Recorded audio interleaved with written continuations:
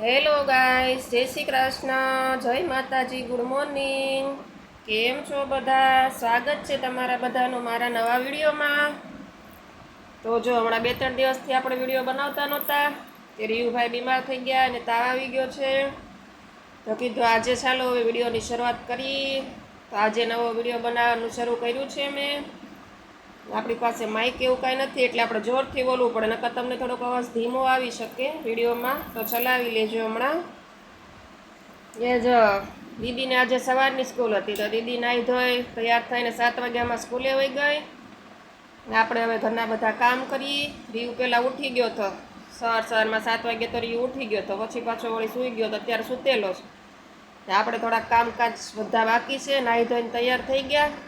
હવે ચા પાણી નાસ્તો એ બધું બાકી છે. બધું કામ કરવાનું છે. આપણે દીવાબત્તી કરી લીધા. હવે આપણા કપડાં ધોવાય છે. પછી આપણે થોડું ઘણું કામ જેટલું થાય એટલું કરી રસોઈ બનાવીને પછી 11 વાગે દીદીને લેવા જવાનું છે. અને પછી આજે રીયુ નહીં તો દવાખાને લઈ જવાય તો લઈ જવાનો છે. થોડુંક અંધારા જેવું આવે છે. રીયુભાઈને આપણે દવાખાને લઈ જવાનો છે. જોઈશે એ કાંઈ ખાતો નથી, હમણાં ઓછું ખાય છે એટલે આપણે બતાવી આવી. તો આપણે ઠંડી હોય, શિયાળો, ઉનાળો કે ચોમાસું કાંઈ પણ હોય, આપણે દીદીને રીયુભાઈને તેડીને લેવા જવાનું જ તે. રીયુભાઈ 1 મહિનાનો નહોતો થયો અને ચોમાસું હતું તોય તે હું એકલી રીયુને તેડી અને છત્રી લઈને વરસાદમાંય તે હું દીદીને લેવા જતી હતી સ્કૂલે. આપણને કોઈ સપોર્ટ કરેલો નથી, કોઈ સપોર્ટ આપણને કરતું નથી. આપણે એકલા જ બધું સંભાળીએ. દીદીને મૂકવા જવાનું છે. લેવા તો એને પપ્પા ત્યારે હોય ઘેરે તો પછી લઈ આવે, પણ પહેલાં મૂકવા વખતે તો પપ્પા ન હોય. અત્યારમાં તેને પપ્પા 7 વાગ્યામાં હતા તો વેદું સ્કૂલે મૂક્યા, પણ 11 વાગે ઘેરે ન હોય, કામ ઉપર ગયા હોય તો પછી મારે લેવા જવાનું.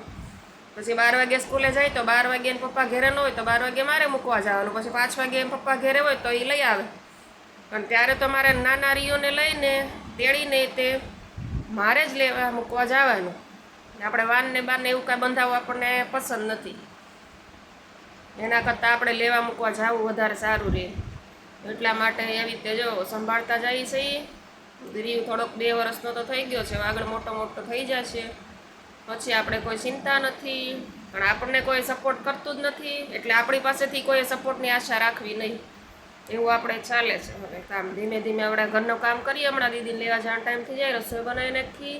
રીયુભાઈ ઉઠી જાય ને તો પછી એને તેડીને જ રાખવાનું, આપણને કોઈ કામ કરવા ન દે.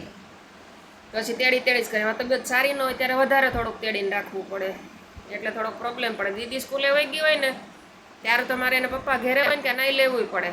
નકર અત્યારે તો નાહી લેવું પડે, નકર દીવ રહે જ નહીં. નાવાય ન જવા દે.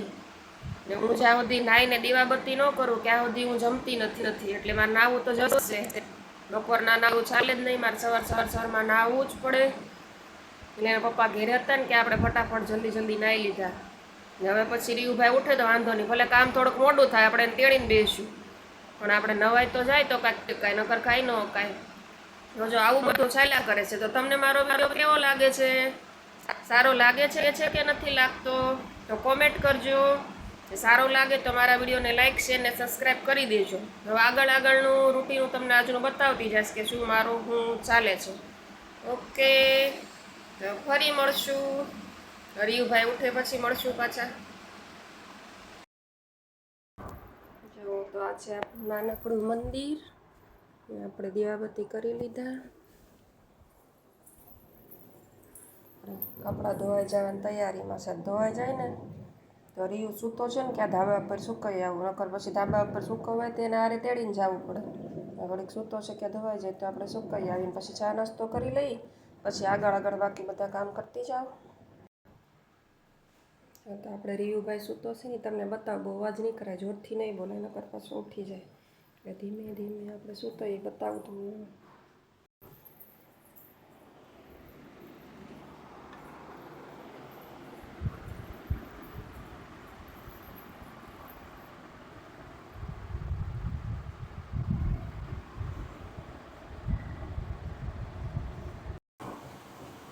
જો ગાઈસ, તો આ મારી ચા બને છે.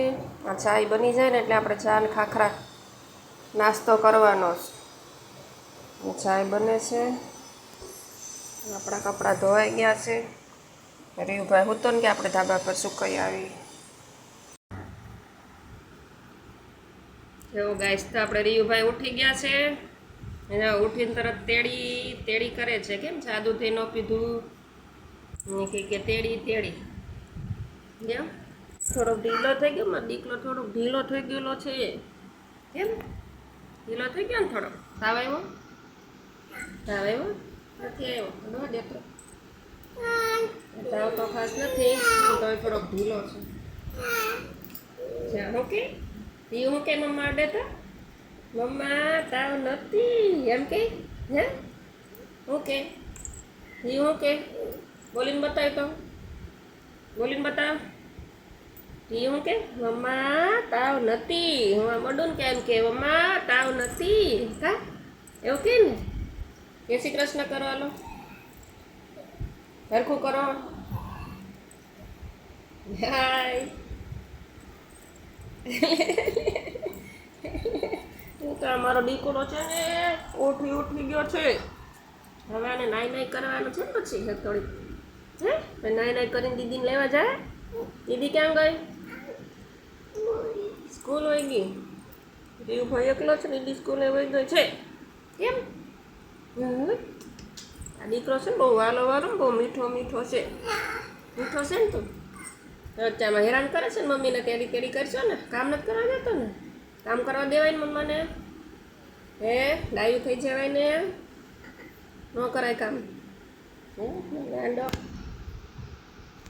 જો તો આપણે રીયુભાઈ ખોળામાં બેઠા છે ને આપણે શાક સુધારવાનું છે. હવે રસોઈ બનાવશું ધીમે ધીમે. આપણે દાળ ભાત કાલે બનાવી દીધા હતા એટલે આજે આપણે દાળ ભાત નથી બનાવવા. પછી દાળ ભાત એ રોજને રોજ ન ભાવે. તો આપણે શાક રોટલી બનાવશું. કેમ રીયુભાઈ? આ છે બટેકા ને ગવાર. આપણે ગવાર બટેકાનું શાક બનાવશું. મરચાં તળશું. પછી રીયુભાઈ એક મરચું ખાવાનો છે. નહીં ખાવાનો? મમ્મા ખાય. ચાલો આપણે હવે શાક સુધારી મૂકી. 9:45 વાગી ગયા છે. કેમ રીયુભાઈ? પછી રીયુભાઈ નાઈ કરાવશું. તો આપણે રીયુભાઈ નાઈ ધોઈને તૈયાર થઈ ગયો છે. ચોટલી લઈ લીધી છે. કેમ ચોટલી? હા ખીચો છે. અરે વાહ. જય શ્રી કૃષ્ણ રીયુ. જય શ્રી કૃષ્ણ. અરે વાહ. હાય. તાવ આવ્યો તને? તાવ આવ્યો છે? નથી આવ્યો ડોડેની. થોડું તો આપણે દવાખાને તો લઈ જવા જ પડશે. ચાલો આપણે દીદીને લેવા જવાના. 11 વાગવાની તૈયારીમાં છે. આપણે દીદીને લેવા જ ખુશ થઈ ગયો. દીદીને લેવા જવાનું થાય તો ખુશ થઈ જાય દીકરો. હા નીકળો તડકો છે.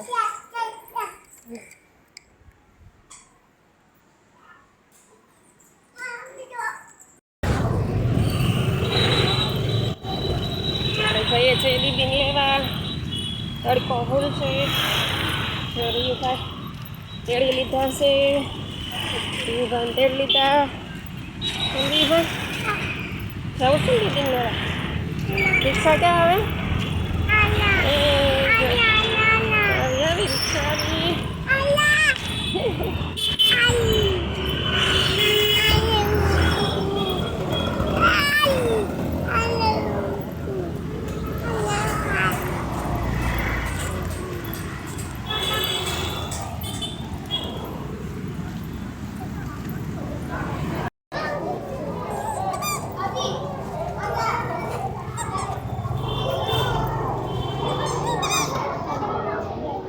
લાવ બેગ લઈ લો.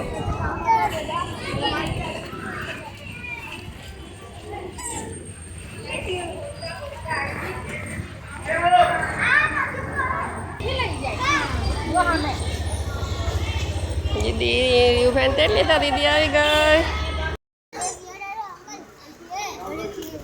દીદી ભાગ લે છે.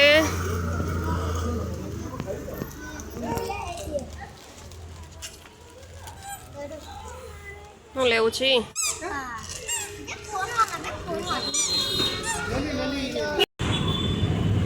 તો આ છે આપણું માનસરોવર સર્કલ ને આપણે આવ્યા હતા રીયુભાઈ દવાખાને. બધા ગાડીવાળાને પકડે છે. BRT બસ આ રોડ ઉપર હકાડે ગાડી અને બધાને પકડે છે. બધા બહુ બધા પોલીસવાળા છે.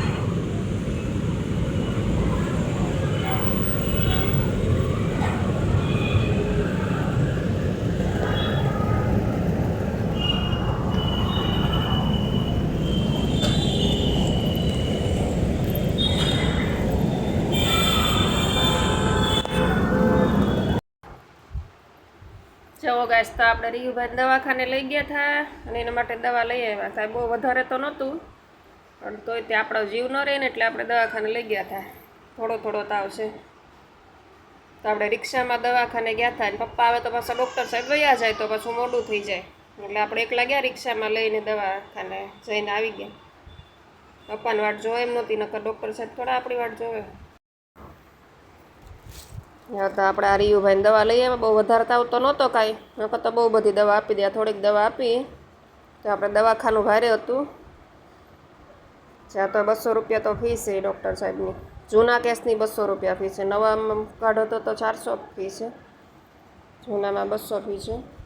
હવે તેને દવા આપીએ ને હવે પીવડાવશું એટલે સારું થઈ જશે. છોકરાઓને કાંઈક થાય એટલે દવા તો લેવી જ પડી, વગર આપણો જીવ રહે નહીં. ને આ જો મારા માટે દવા લઈ આવીશું, મને લખી દીધી. મેં કે મને તે પગ બહુ દુખ્યા કરે ને થાક બહુ લાગે છે એટલે મેં કે મને લખી દો. બહુ પગ દુખે મારા ને મને બહુ થાક લાગે છે. હા, આ દવા મારા માટે છે, આ મારે પીવાની છે. કેમ વેદુબેન? વેદુબેન સ્કૂલેથી આવી ગયા છે, કપડાં બદલી લીધા. ને વેદુબેન આપણે કપડાં બદલ્યા વગર જ દવાખાને લઈને વયા ગયા હતા. પછી આવીને કપડાં બદલાવ્યા. નકર પાછા ડૉક્ટર સાહેબ બિયા જાય ને મોડું થાય. કેમ? જય શ્રી કૃષ્ણ.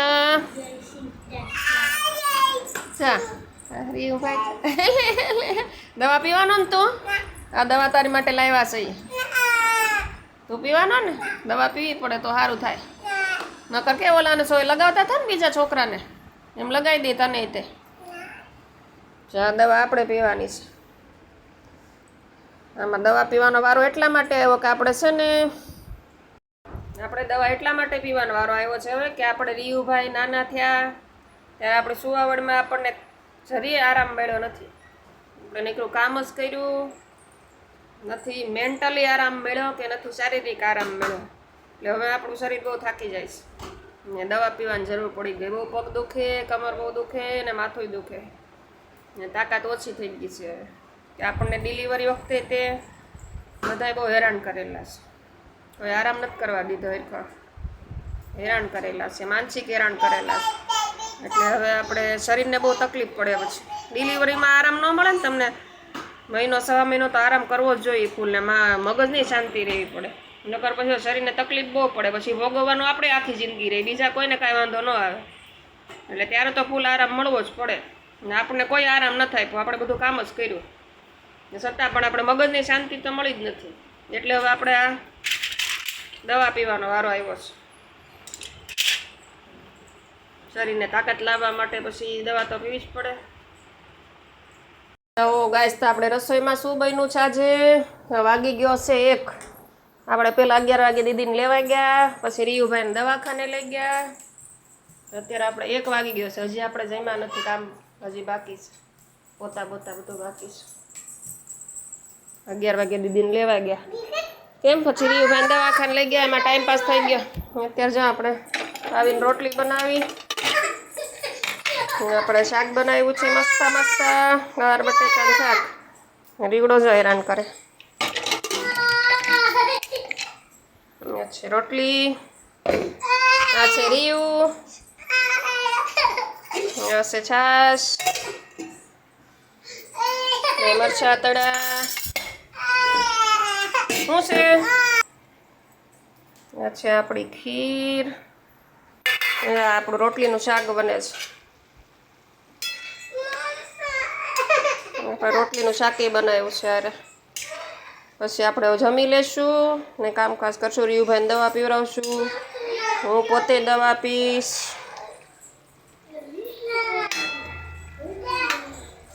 પહેલાં હું એકે દવા નહોતી પીતી, એકે ગોળી નહોતી પીતી, કોઈ પ્રકારની દવા હું પીતી જ નહોતી. એના બદલે હવે સમય સાથે દવા પીતા શીખી ગઈ છું. તોય તે હું હજી બોટલ ને પાવડર ને એવું તો કાંઈ પીવો જ નહીં. ડૉક્ટર પાવડરે લખી દેતા હતા, એ મેં ના પાડી. એ ખાલી ગોળી જ આપજો. પાવડર તો પી ન આપું. પાવડર કેન્સલ કર્યો પછી ખાલી ગોળી જ લખી. નકર તો આપણે પાવડરે આપતા હતા. પહેલાં તો દવા બીમાર પડો ને તો દવા ફેંકીને આવતી હતી. દવાખાને લઈ જઈને દવા આપે ને પરાણે તો ફેંકી દઉં, પણ પીવું નહીં. હવે સમયની સાથે દવા પીતા શીખી ગઈ. ખાલી ગોળી પી શકું, બાકી કાંઈ ન પી શકું. પછી મસ્ત મજાનું શાક બને છે, રોટલીનું ગરમા ગરમ. હાય ગાઈસ, આપણો આજનો વિડીયો આટલો જ હતો. હવે આપણે વિડીયોનો એન્ડ કરીએ છીએ. તમને મારો વિડીયો કેવો લાગ્યો? તમને મારો વિડીયો સારો લાગ્યો હોય તો લાઈક, શેર, સબસ્ક્રાઈબ અને કોમેન્ટ કરજો કે તમને મારો વિડીયો કેવો લાગ્યો. જય શ્રી કૃષ્ણ.